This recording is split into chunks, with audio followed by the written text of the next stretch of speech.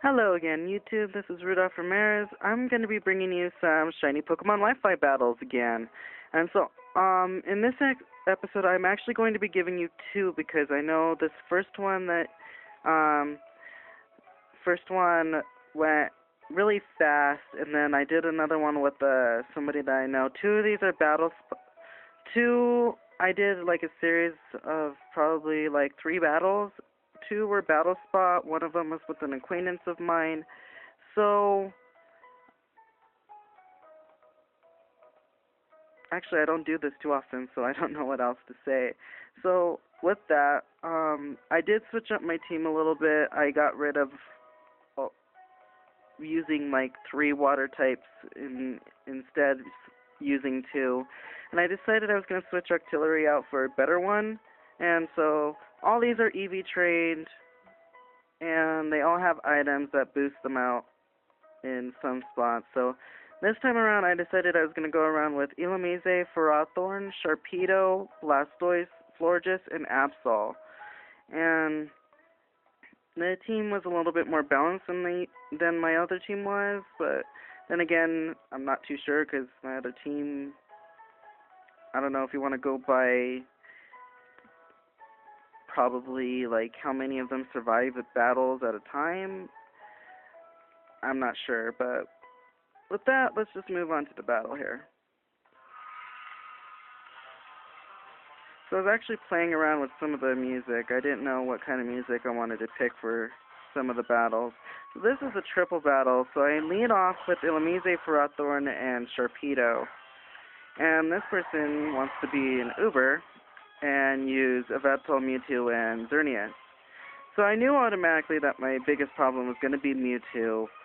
I don't have anything really for Mewtwo. Well, that's a lie, but I know Mewtwo with that Aura Sphere is going to be a huge problem. So I decided I was going to have all my Pokemon focus on Mewtwo and get rid of that first. And so, use a Psychic on my Ferrothorn, and I don't know why they did that, but Dark Pulse did a whole lot more out of Sharpedo than I was hoping for, and unfortunately, Moonblast took out Illumise before being able to do anything.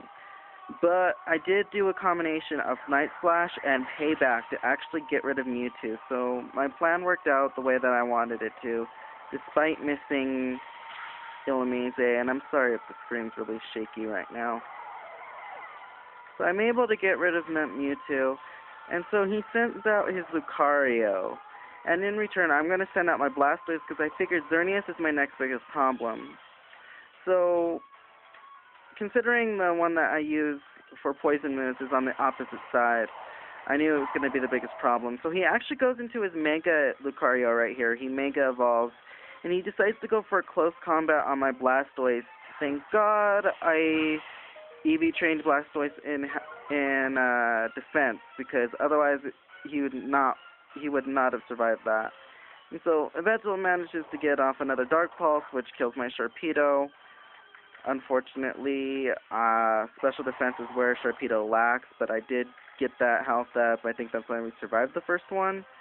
So it goes into the Moonblast on my Ferrothorn. I don't know, he probably thought it was going to take it out, or Blastoise would have been gone by now, but that's not what happened. So I gang up on Xerneas now using Flash Cannon and an Iron Head combo, which doesn't kill it like I was hoping that it would, but it did a considerable amount of damage. So I go into my Florges here, because I knew Yveltal wouldn't be able to do that much to my Florges.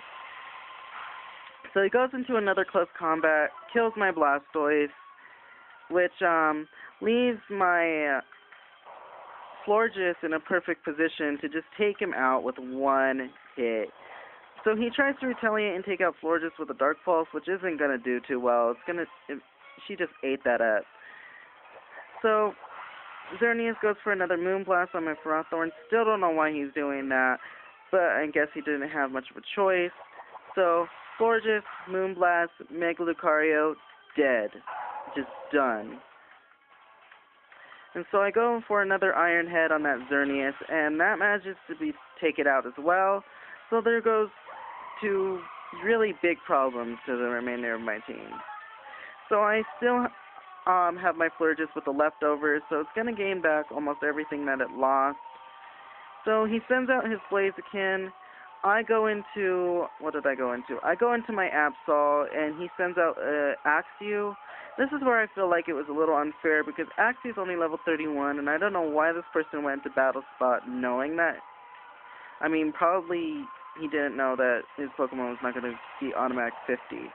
So I Mega Evolve my Absol here, because I know it's going to take a lot to get rid of that Blaziken. And so he goes for the Oblivion Wing on my Florges, which always does more than I ever expected to. On that move, I didn't pick Y, so I think that's why it gets the better of me. So he goes for the Blast Burn, and I'm so grateful that I EV trained my Absol in health, because we survive it, barely.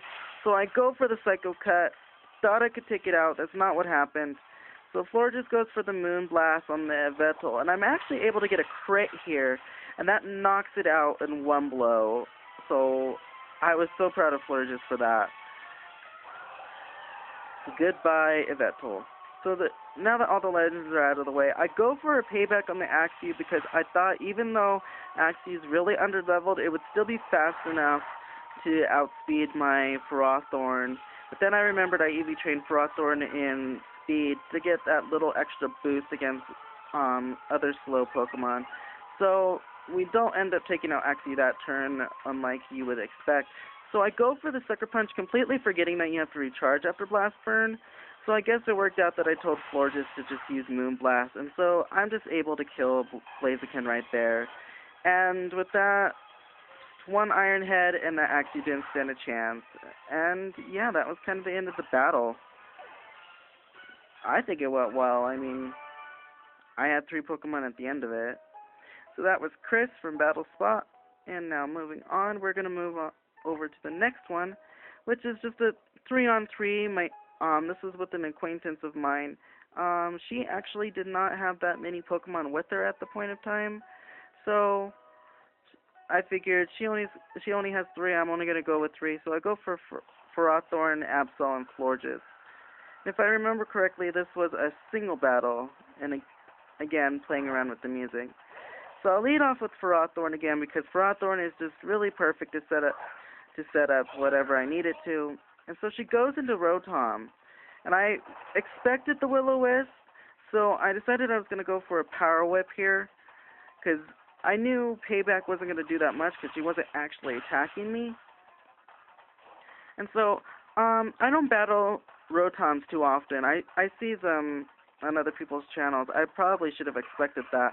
But she goes for the Substitute, has a Citrus Berry to gain back almost all the health she used to make that Substitute. And me completely not thinking that this Rotom even had Substitute, I go for the Payback, which isn't going to destroy it because Ferrothorn was not attacked.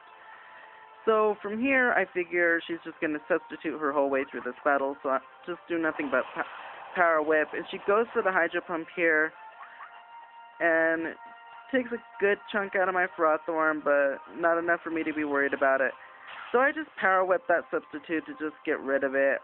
In truth, I think another Payback would have been able to do it at that point, but I didn't want to take any chances. But then again, Power Whip having such low accuracy was probably a bigger